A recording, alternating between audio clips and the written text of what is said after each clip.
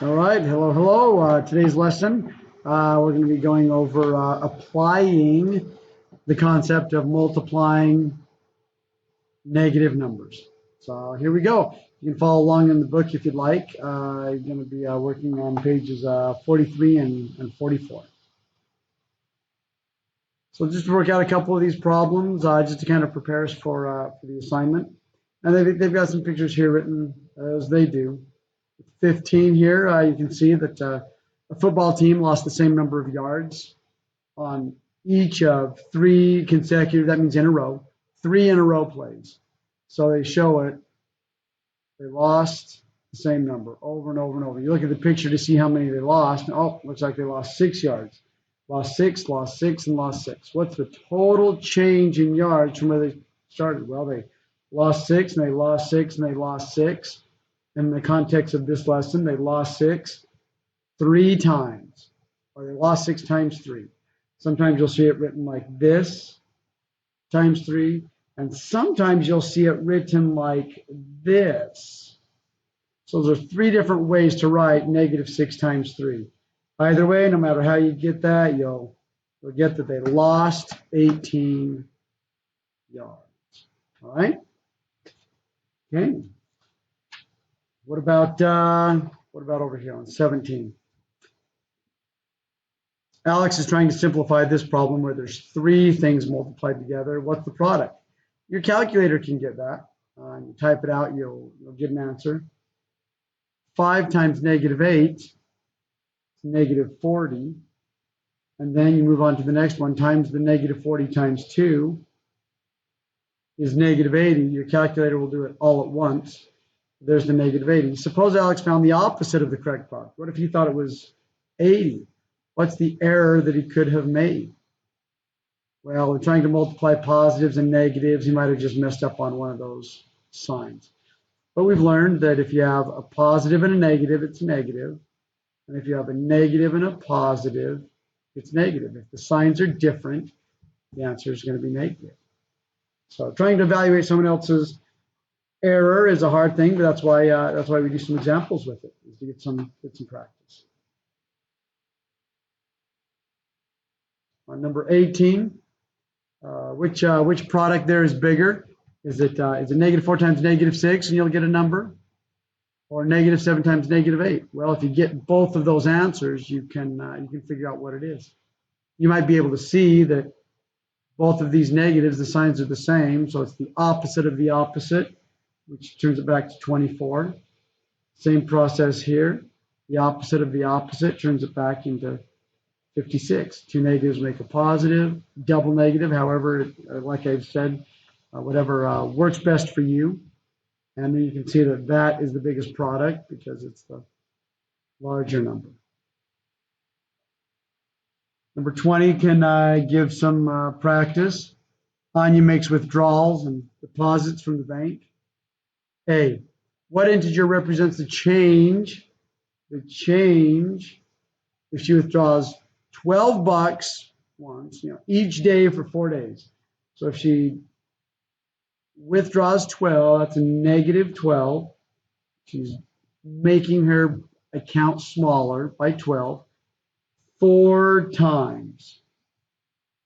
And when you multiply that out using a calculator, it's negative 48. What integer represents the change if she deposits 12? Well, a positive 12 4 times would be a positive 48. And they want you to explain the difference between the integer for withdrawals and deposits. If you can see that a withdraw is you're taking money out, so that's a negative integer. And if you're depositing money in, if you're making the bank account bigger, you're adding, that's a positive integer. Okay, 22, use the number line to find that number. So you start at the 0, you go down 35, and you do that twice. So you go down 35 and go down another 35, and your calculator can give you an answer of negative 7. And on 23, which of those expressions have the same product? You can type these into your calculator. The 3 times 14 aspect, that's also 42, just like 6 and 7 is 42. The question is, which of these is going to get you the same sign as this one? And this one's going to get you a negative 42. So you have to figure out which of these will give you the negative 42. Well, I'm just going to kind of jump around. The signs are the same here, so it's going to be positive, so not that one. That's going to give you a negative answer. That's going to give you 16 times 3. That's a negative 30 and 18. That's not going to give you a 42 number, so that's not it. Negative 6 and 7, just like that. That's going to be all right. That'll give you the answer. And if you work this out on your calculator, that's going to give you the right answer. And I told you at the beginning, the negative 3 and the 14, that will give you the right answer. When you have those square problems, square answers, it's all of them that apply. Okay, I'm kind of debating on doing this one because it's such higher order thinking. A gold mine has 2 elevators, one for equipment and one for miners. One day the equipment begins to descend. So it descends for 28 seconds. So for 28 seconds, well, if it's 28 seconds and it's going down 4 feet per second, so it's 28 times negative 4. What's the position of each elevator relative to the surface after another 14 seconds? That's what's hard about this. So this elevator has gone 28 times negative 4, and then you're going to add to that another 14 times negative 4s. So we've got to get this number and this number. That's a pretty significant mathematical expression. And on this one, after 14 seconds, the other one descends. So this is 14 times negative 15.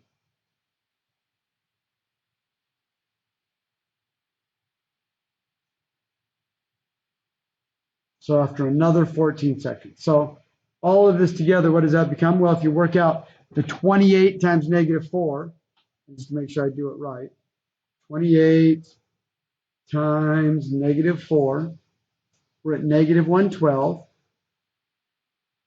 And then if you just type the plus button, this calculator will take that negative 112 and add it to this right here. 14 times negative 4. Negative 168. It's 168 feet down for the equipment. Then on this one, what's 14 times negative 15? As I turn the lights back on, that gets us negative 210. So in those 14 seconds, this really fast elevator, 15 feet a second, has surpassed already the equipment elevator that's only down that far.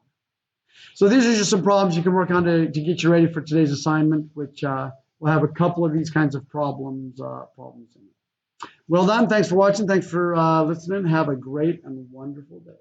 Bye-bye.